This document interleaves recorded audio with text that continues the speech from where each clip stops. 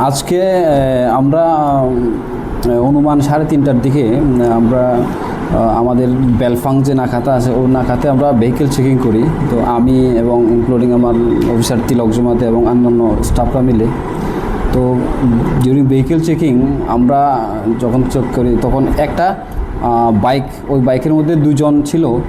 তো চেকিংয়ের সময় যখন আমরা দেখি বাইকটা আমাদের নাকার দিকে এসছে, তো আমরা ওই বাইকটা যখন আমরা আটকানোর চেষ্টা করি তখন বাইকটা আবার রিটার্ন চলে যায়। তো সাথে সাথে আমরা বাইকটাকে ফলো করি এবং বাইকটা আমরা লাস্ট মুহূর্তে আমরা কোরেফাং এলাকাতে আটকাতে সক্ষম হই। তো ওই বাইকটার মধ্যে 2 জন লোক ছিলেন।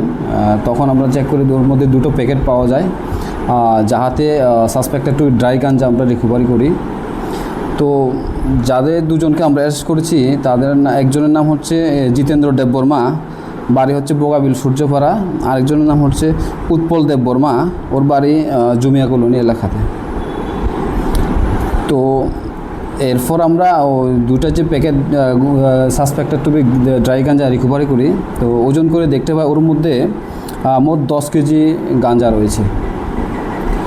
তো ওখানে যার বাজার মূল্য হচ্ছে অনুমান 50,000 অ্যাপ্রক্স।